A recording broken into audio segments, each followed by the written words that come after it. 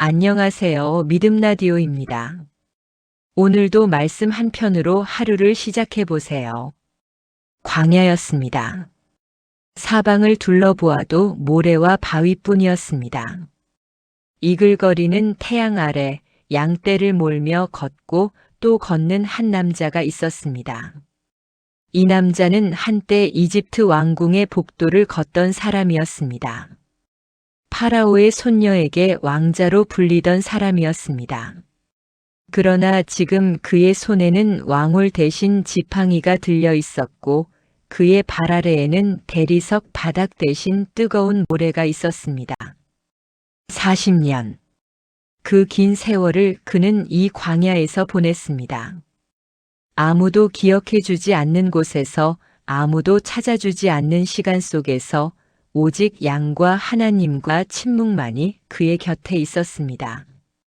여러분, 오늘 우리는 그 광야에 함께 들어가 보려 합니다. 모세가 광야에서 무엇을 잃었는지가 아니라 무엇을 얻었는지를 함께 발견하는 시간이 되기를 바랍니다. 제목은 이것입니다. 광야 40년 모세는 그곳에서 무엇을 배웠는가? 여러분은 모세하면 어떤 장면이 먼저 떠오르시나요? 홍해를 가르는 그 웅장한 손이 떠오르시나요? 시내산에서 율법을 받아 내려오는 그 강렬한 눈빛이 생각나시나요? 아니면 수백만 이스라엘 백성을 이끌고 광야를 행진하는 그 위대한 지도자의 모습이 먼저 떠오르시나요? 우리는 대부분 모세를 그 절정의 장면으로 기억합니다. 완성된 모세, 위대한 모세, 하나님의 사람 모세만을 기억합니다. 그런데 여러분, 그 웅장한 모세가 되기 전에 그는 무려 40년을 아무도 모르는 광야에서 양이나 치며 살았다는 사실을 깊이 생각해 보신 적 있으신가요? 이집트의 왕궁에서 모든 학문을 배우고 모든 권세를 누리던 사람이 하루아침에 도망자가 되어 미디안 광야로 들어갔습니다. 그리고 그곳에서 40년을 지냈습니다. 40년. 요즘 시대로 말하면 30대 초반에 광야로 들어가 70대 초반이 되어서야 나온 것입니다. 인생의 황금기를 통째로 광야에서 보낸 것입니다. 이것이 하나님의 계획이었을까요? 아니면 모세의 실패였을까요?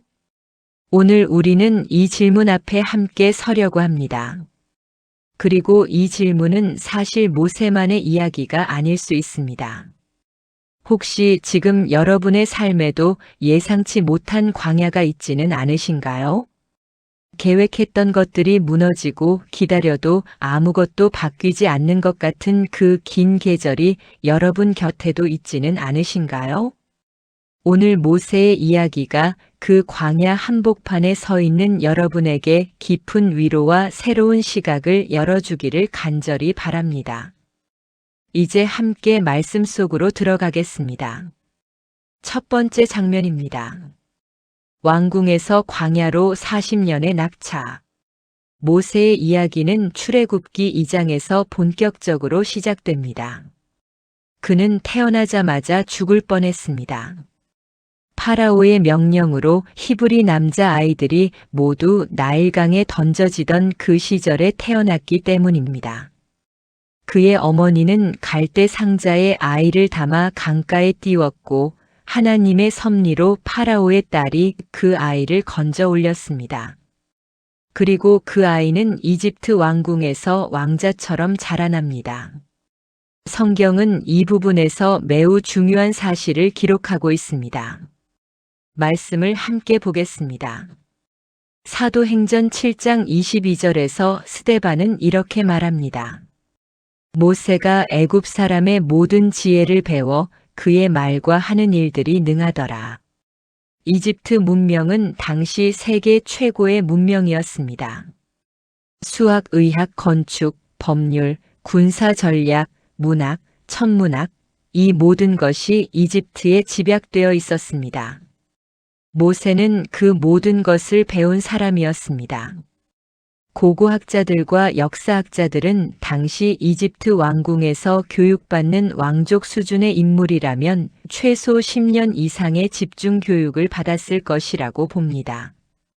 언어 능력, 지휘 능력, 행정 능력, 외교 능력을 두루 갖춘 최고의 인재가 모세였다는 것입니다. 그는 40세가 되던 해 자신의 정체성을 자각합니다. 자신이 사실 히브리 사람이라는 것을, 그리고 저 고통받는 히브리 노예들이 자신의 동족이라는 것을 말입니다. 그리고 어느 날 한 이집트 사람이 히브리 동족을 학대하는 장면을 목격합니다. 모세는 충동적으로 그 이집트 사람을 쳐서 죽이고 모래 속에 묻어버립니다. 이 사건이 모든 것을 바꿉니다. 파라오가 이 사실을 알게 되고 모세는 죽임을 피해 미디안 광야로 도망칩니다. 왕궁에서 광야로, 최고의 자리에서 최저의 자리로. 이 낙차가 얼마나 컸을지 상상이 되시나요? 모세는 분명 억울했을 것입니다.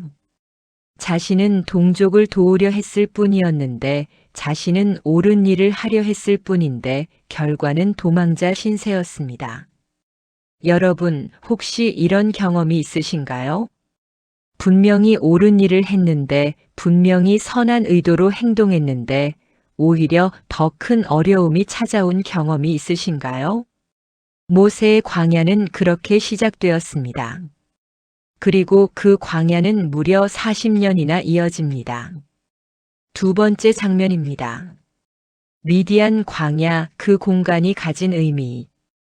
여러분, 미디안 광야가 어떤 곳인지 잠깐 살펴볼 필요가 있습니다. 오늘날의 지리로 보면 시나이 반도 동쪽, 아라비아 반도 북서쪽에 해당하는 지역입니다. 이 지역의 기후와 지형을 연구한 학자들에 따르면 미디안 광야는 극한의 기후를 가진 곳입니다.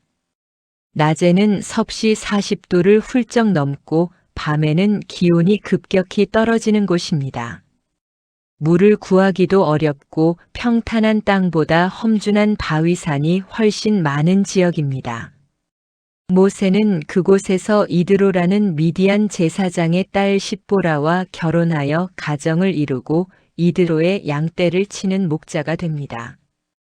이집트 왕궁에서 제국을 이끌 인재로 훈련받은 사람이 이제 양떼를 몰며 풀밭을 찾아다니는 목자가 된 것입니다. 목자의 삶은 단순하고 반복적인 삶이었습니다. 매일 아침 양떼를 이끌고 물과 풀이 있는 곳을 찾아 나서고 저녁이 되면 안전한 곳에 양떼를 모아 쉬게 하고 밤에는 맹수들로부터 양떼를 지켰습니다. 화려한 연설도 없고 전략 회의도 없고 역사에 이름을 남기는 일도 없었습니다. 그저 양과 함께, 광야와 함께, 침묵과 함께 사는 삶이었습니다. 그런데 여러분, 여기서 한 가지 중요한 사실을 짚고 싶습니다. 하나님은 왜 모세를 이 광야로 보내셨을까요? 능력이 없어서였을까요? 아닙니다. 자격이 없어서였을까요? 아닙니다. 하나님의 때가 아니었기 때문입니다. 그리고 그 때를 기다리는 동안 하나님께서는 모세 안에 있는 무언가를 바꾸고 계셨습니다. 이집트 왕궁의 교육이 모세에게 지식을 주었다면 미디안 광야는 모세에게 그 지식을 담을 그릇을 빚고 있었습니다. 양을 치는 사람에게는 특별한 능력이 필요합니다. 인내심이 필요합니다. 양은 빠르게 움직이지 않습니다. 섬세함이 필요합니다. 한 마리 한 마리를 돌보아야 합니다. 방향 감각이 필요합니다. 광야에서 길을 잃으면 목숨이 위태롭습니다. 보호 능력이 필요합니다. 맹수와 싸울 용기도 있어야 합니다. 이 모든 것이 훗날 이스라엘이라는 양떼를 이끌 목자 모세에게 필요한 것들이었습니다. 하나님은 모세를 광야로 내버려 두신 것이 아니라 광야를 훈련장으로 사용하고 계셨습니다. 여러분의 광야도 혹시 그런 곳은 아닐까요? 지금 당장은 이해되지 않아도 하나님의 손이 그 광야 안에서 여러분을 빚고 계신 것은 아닐까요? 세 번째 장면입니다.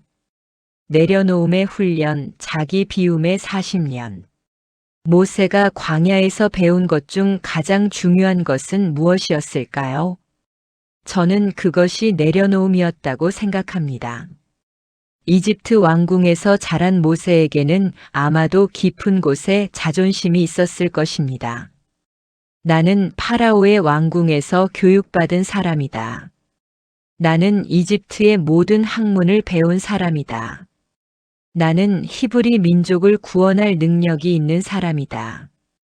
사도행전 7장 25절을 보면 이런 말씀이 있습니다. 그는 그의 형제들이 하나님이 자기의 손으로 그들을 구원하여 주시는 줄을 깨닫기를 바랐으나 모세는 자신이 히브리 민족을 구원할 사람임을 스스로 알고 있었던 것으로 짐작됩니다. 그러나 그 확신이 올바른 방식으로 표현되지 못했습니다. 그것은 하나님께서 보내신 사명이 아니라 모세 자신이 만들어낸 사명이었습니다. 이집트 사람을 죽인 사건은 그 자신감의, 그 섣부름의 결과였을 것입니다. 하나님은 그 자신감을 무너뜨리셔야 했습니다. 왜냐하면 진정한 하나님의 도구는 자신을 믿는 사람이 아니라 하나님을 믿는 사람이어야 하기 때문입니다. 40년의 광야 생활은 모세에게서 그 자신감을 조금씩 걷어가는 시간이었을 것입니다. 처음 10년은 억울함과 분노의 시간이었을 것입니다. 다음 10년은 체념과 적응의 시간이었을 것입니다. 또 다른 10년은 뭔가 새로운 것을 받아들이는 시간이었을 것입니다. 그리고 마지막 10년은 완전한 내려놓음의 시간이었을 것입니다. 하나님께서 호렙산 불타는 떨기나무 앞에서 모세를 부르실 때 모세의 첫 반응이 무엇이었는지 기억하시나요? 내가 누구이기에 바로에게 가며 이스라엘 자손을 애굽에서 인도하여 내리이까. 출애굽기 3장 11절의 말씀입니다. 이 한 문장 안에 40년의 광야가 담겨 있습니다. 왕궁에 있을 때의 모세라면 이렇게 말하지 않았을 것입니다. 왕궁의 모세였다면 제가 하겠습니다. 저에게 군사를 주십시오라고 했을 것입니다. 그러나 40년의 광야를 통과한 모세는 말합니다. 내가 누구이기에? 이것이 내려놓음입니다. 이것이 자기 비움입니다. 그리고 이 비어있음이 하나님의 능력이 채워질 공간이 됩니다.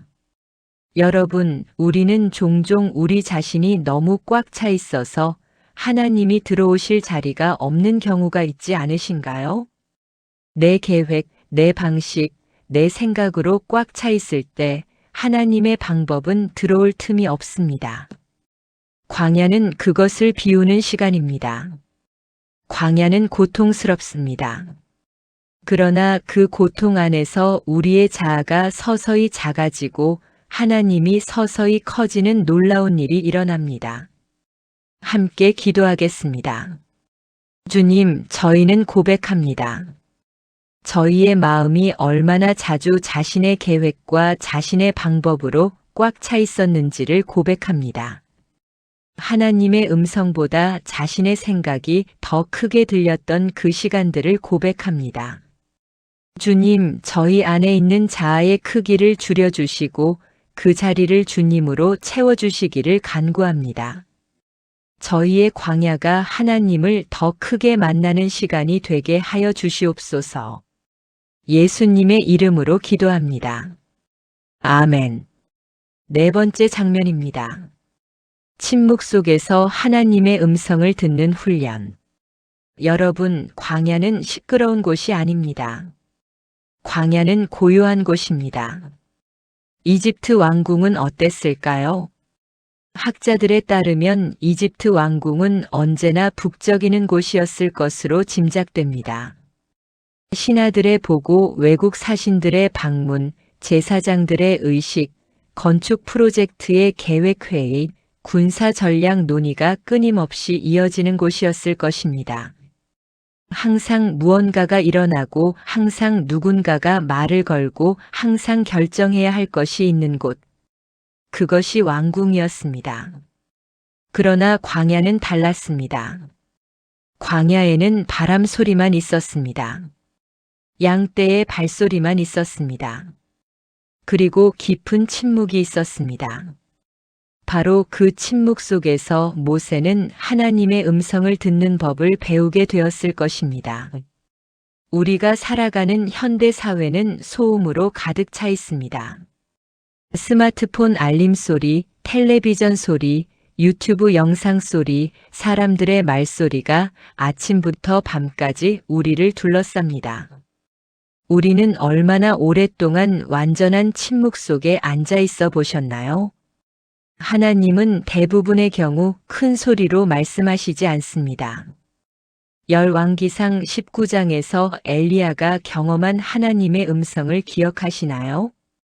강한 바람이 있었지만 하나님은 그 안에 없었고, 지진이 있었지만 하나님은 그 안에 없었고, 불이 있었지만 하나님은 그 안에도 없었습니다. 그리고 불 후에 세미하고 고요한 소리가 있었습니다. 그 소리 속에 하나님이 계셨습니다. 세미하고 고요한 소리. 이것은 침묵에 익숙해져야만 들을 수 있는 소리입니다. 소음 속에 살아가는 우리에게 하나님의 세미한 음성은 들리지 않습니다. 모세는 40년의 광야에서 침묵을 배웠습니다. 그 침묵 속에서 하나님을 만나는 법을 배웠습니다.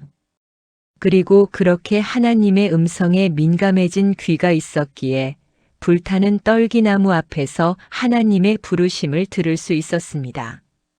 성경은 이렇게 말씀합니다. 출애굽기 3장 4절 여호와께서 그가 보려고 돌이켜 오는 것을 보신지라 하나님이 떨기나무 가운데서 그를 불러 이르시되 모세야 모세야 하시매 그가 이르되 내가 여기 있나이다. 여러분, 내가 여기 있나이다라는 이 한마디가 얼마나 아름다운 말인지 느껴지시나요? 이것은 준비된 자의 응답입니다. 40년의 침묵 훈련이 만들어낸 응답입니다. 하나님이 부르실 때 즉시 내가 여기 있나이다라고 대답할 수 있는 사람. 이것이 광야가 만들어낸 모세의 모습이었습니다. 여러분은 하나님이 부르실 때 들을 수 있는 귀가 준비되어 있으신가요? 우리의 삶 속에서 하나님의 침묵을 담는 시간이 얼마나 있는지 한번 돌아보시기를 권해드립니다. 5번째 장면입니다. 겸손, 가장 위대한 지도자의 조건. 성경은 민수기 12장 3절에서 모세에 대해 매우 특별한 말을 기록하고 있습니다. 말씀을 함께 보겠습니다. 이 사람 모세는 온유함이 지면의 모든 사람보다 더하더라. 이 구절은 정말 놀라운 구절입니다. 세상에서 가장 온유한 사람, 지면의 모든 사람보다 온유함이 넘치는 사람으로 모세가 소개됩니다. 그런데 이 평가가 의미 있는 이유는 이 말이 모세가 40년 광야를 통과한 이후의 모습이라는 점입니다.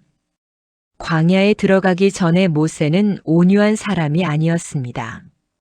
충동적으로 이집트 사람을 죽일 만큼 성급하고 강한 사람이었습니다. 그런데 40년 광야를 지나고 나서 그는 지면에서 가장 온유한 사람이 되어 있었습니다. 광야가 그를 바꾼 것입니다. 겸손이라는 것은 타고나는 것이 아닙니다. 겸손은 경험으로 빚어지는 것입니다. 특히 실패와 상실과 무력함의 경험을 통해 빚어지는 것입니다. 모세는 광야에서 자신이 얼마나 작은 존재인지를 매일 확인했을 것입니다. 광야의 더위 앞에서 그는 작았습니다. 광야의 맹수들 앞에서 그는 작았습니다. 광야의 바람 앞에서 그는 작았습니다. 왕궁에서는 자신이 크고 중요한 사람처럼 느껴졌겠지만 광야에서 그는 자연 앞에 얼마나 작은 존재인지를 날마다 경험했을 것입니다. 그리고 그 작음의 경험이 축적되어 겸손이 되었을 것입니다. 신학자들은 이 겸손이 모세를 위대한 지도자로 만든 핵심 요인이었다고 말합니다. 겸손한 지도자는 자신보다 하나님을 높입니다. 겸손한 지도자는 자신의 방법보다 하나님의 방법을 따릅니다. 겸손한 지도자는 자신의 영광보다 백성의 유익을 먼저 생각합니다. 모세가 바로 그런 지도자였습니다. 백성들이 수없이 원망하고 불평해도 모세는 하나님 앞에 엎드려 기도하는 사람이었습니다. 자신을 돌로 치려는 상황에서도 모세는 하나님께 나아가는 사람이었습니다. 이 온유함과 겸손이 어디서 왔겠습니까? 광야 40년에서 온 것입니다. 여러분, 지금 우리 삶의 광야가 우리를 작게 만들고 있다고 느껴지시나요? 그 작아짐이 혹시 하나님이 주시는 선물일 수 있습니다. 우리가 작아질수록 하나님이 우리를 통해 하실 수 있는 일이 커집니다. 이것이 역설적인 하나님 나라의 법칙입니다. 낮아지는 자가 높아지고 약한 자를 통해 강한 일이 이루어집니다. 여러분의 광야가 여러분 안에 그 겸손을 빚고 있다면 그 광야는 헛되지 않습니다. 6번째 장면입니다. 광야에서 만난 하나님, 불타는 떨기나무의 신학. 모세의 인생에서 가장 극적인 순간이 찾아옵니다.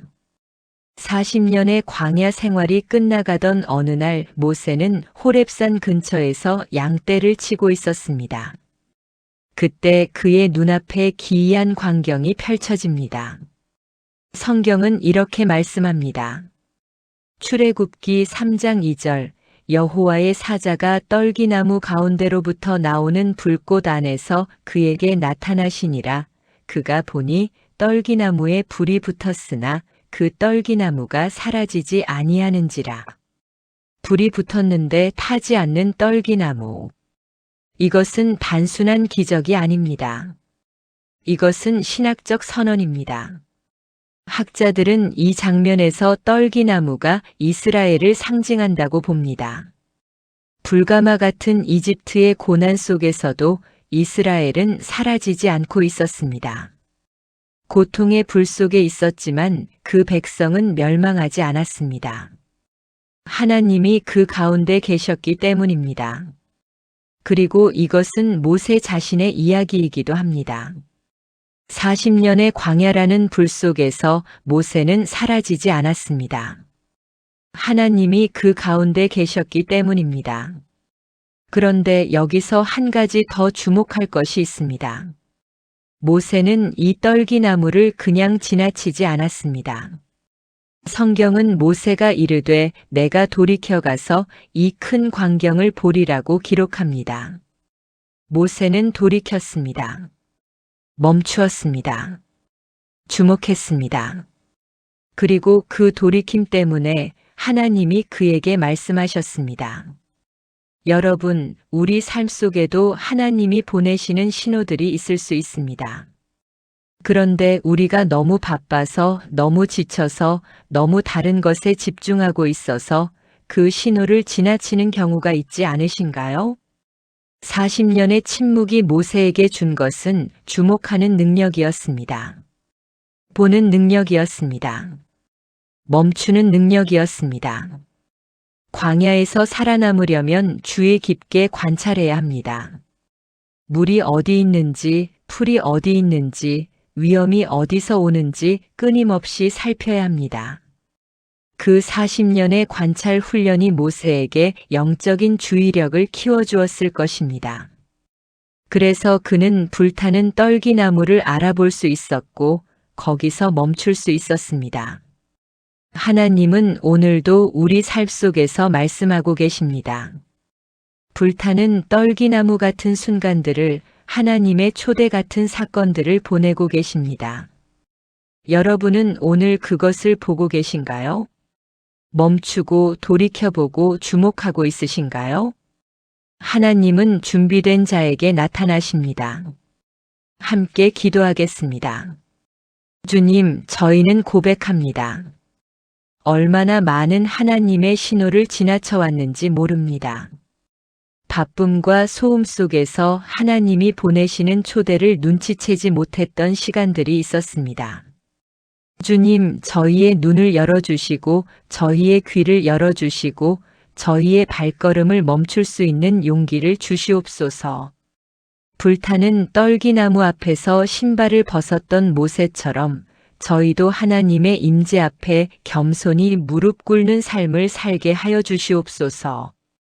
예수님의 이름으로 기도합니다. 아멘. 7번째 장면입니다. 나는 스스로 있는 자이니라. 광야에서 얻은 가장 큰 선물. 호렙산 불타는 떨기나무 앞에서 하나님은 모세에게 자신을 소개하십니다. 출애굽기 3장 6절에서 하나님은 말씀하십니다. 나는 내 조상의 하나님이니 아브라함의 하나님, 이삭의 하나님, 야곱의 하나님이니라. 그리고 모세가 하나님의 이름을 묻자 하나님은 결정적인 말씀을 하십니다. 출애굽기 3장 14절 하나님이 모세에게 이르시되 나는 스스로 있는 자이니라. 또 이르시되 너는 이스라엘 자손에게 이같이 이르기를 스스로 있는 자가 나를 너희에게 보내셨다 하라. 나는 스스로 있는 자이니라. 히브리어로 에흐예 아쇠르 에흐예, 영어로는 IAMWHO IAM입니다. 이 이름은 무엇을 의미할까요? 신학자들은 이 이름이 하나님의 절대적 자존성을 나타낸다고 봅니다. 하나님은 다른 무언가에 의존하지 않으시는 분입니다. 하나님은 어떤 조건이 필요 없으신 분입니다. 하나님은 어제도 오늘도 영원히 동일하게 존재하시는 분입니다. 모세가 광야 40년 동안 배운 것이 바로 이것이었을 것입니다. 이집트의 신들은 조건이 있었습니다. 제물을 바쳐야 했고 의식을 치러야 했고 특별한 장소가 필요했습니다. 그러나 광야에서 모세가 만난 하나님은 달랐습니다. 광야 어디서나 계신 분이었습니다. 모래바람이 부는 날에도 계셨고 뜨거운 정오에도 계셨고 캄캄한 밤에도 계셨습니다. 조건이 없으신 분이었습니다. 장소가 필요 없으신 분이었습니다. 모세는 40년의 광야에서 이 하나님을 깊이 경험했을 것입니다. 그리고 그 경험이 있었기에 그는 이 이름을 받았을 때 그 이름의 무게를 느낄 수 있었습니다. 나는 스스로 있는 자이니라. 이 이름을 가진 하나님이 나와 함께 하신다는 것을 안다면 우리가 두려워할 것이 무엇이 있겠습니까? 이 이름을 가진 하나님이 나를 보내신다면 우리가 못할 것이 무엇이 있겠습니까? 모세는 처음에는 두려워했습니다. 내가 누구이기에라고 물었습니다. 그러자 하나님은 내가 반드시 너와 함께 있으리라고 대답하셨습니다. 여러분, 이것이 하나님의 논리입니다. 내가 누구인가가 중요한 것이 아닙니다. 내가 너와 함께 있다가 중요한 것입니다. 모세의 자격이 모세를 보낸 것이 아닙니다. 하나님의 동행하심이 모세를 보낸 것입니다. 그리고 이것은 오늘 우리에게도 동일하게 적용됩니다. 여러분이 부르심 앞에서 내가 누구이기에라고 묻고 있다면 하나님은 오늘도 이렇게 말씀하고 계십니다. 내가 반드시 너와 함께 있으리라. 광야 40년이 모세에게 준 가장 큰 선물은 이 동행하시는 하나님을 아는 것이었습니다. 지식으로 아는 것이 아니라 삶으로 경험하여 아는 것이었습니다. 여러분의 광야도 바로 그것을 위한 시간일 수 있습니다. 인생의 교과서에서는 배울 수 없는 것, 오직 광야의 침묵과 고통 속에서만 만날 수 있는 그 하나님을 경험하는 시간일 수 있습니다. 이제 오늘 말씀을 마무리하며 통합 기도문을 함께 드리겠습니다. 함께 기도하겠습니다. 주님, 오늘 모세의 이야기를 통해 저희에게 말씀하여 주셔서 감사합니다. 왕궁에서 광야로 그 낮아짐의 길을 걸었던 모세를 통해 저희의 낮아짐이 저주가 아니라 훈련임을 깨닫게 해주셔서 감사합니다. 주님, 저희는 고백합니다. 저희의 삶에도 광야가 있음을 고백합니다. 기다려도 아무것도 바뀌지 않는 것 같은 시간들이 있었습니다. 하나님이 멀게만 느껴지던 시간들이 있었습니다. 억울하고 지치고 포기하고 싶었던 순간들이 있었습니다. 그러나 주님, 오늘 모세의 이야기를 통해 저희는 봅니다. 그 광야 안에도 하나님이 계셨음을 봅니다. 그 침묵 안에도 하나님의 일하심이 있었음을 봅니다. 그 40년이 결코 낭비가 아니었음을 봅니다. 주님, 저희를 빚어주시옵소서. 저희의 자아를 내려놓게 하시고 저희의 자존심을 온유함으로 바꾸어 주시고 저희의 성급함을 인내로 변화시켜 주시옵소서. 불타는 떨기나무 앞에서 신발을 벗었던 모세처럼 저희도 하나님의 거룩한 임재 앞에서 감히 겸손히 서게 하여 주시옵소서. 그리고 하나님이 부르시는 음성이 들릴 때 저희도 모세처럼 말할 수 있게 하여 주시옵소서. 내가 여기 있나이다.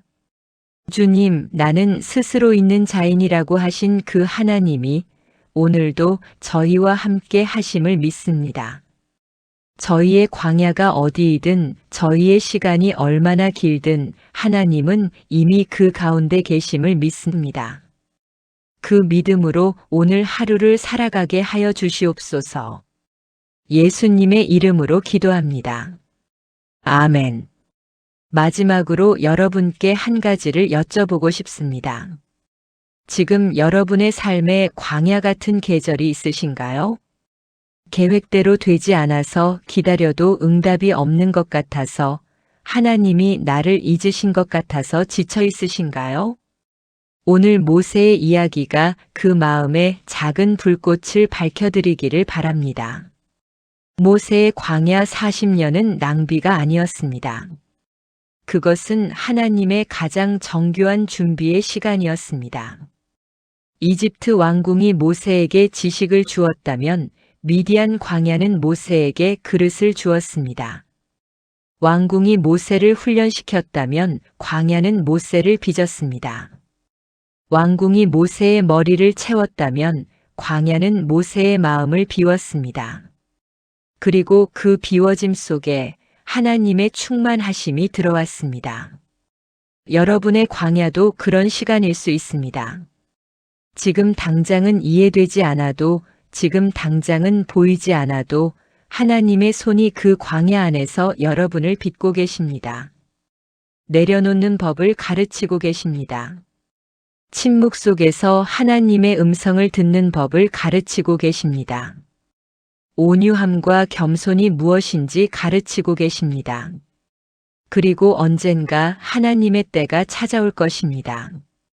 모세에게 호렙산 불타는 떨기나무가 찾아왔던 것처럼 여러분에게도 하나님의 부르심의 순간이 찾아올 것입니다. 그때 여러분이 내가 여기 있나이다라고 대답할 수 있기를 바랍니다. 광야는 끝이 있습니다. 모세의 광야가 40년이었지만 그 끝이 있었습니다. 여러분의 광야에도 반드시 끝이 있습니다. 그리고 그 광야의 끝에서 만나는 하나님은 광야를 통과하기 전에는 결코 알 수 없었던 하나님입니다. 더 깊은 하나님, 더 친밀한 하나님, 더 신뢰할 수 있는 하나님이십니다. 여러분의 광야가 그런 하나님을 만나는 길이 되기를 진심으로 축복합니다. 오늘도 말씀 함께 해주셔서 감사합니다. 저는 믿음 라디오와 함께 다음 시간에도 성경의 현장에서 여러분을 만나겠습니다. 하나님의 은혜와 평강이 여러분의 광야 위에, 여러분의 삶 위에 가득하기를 축복합니다.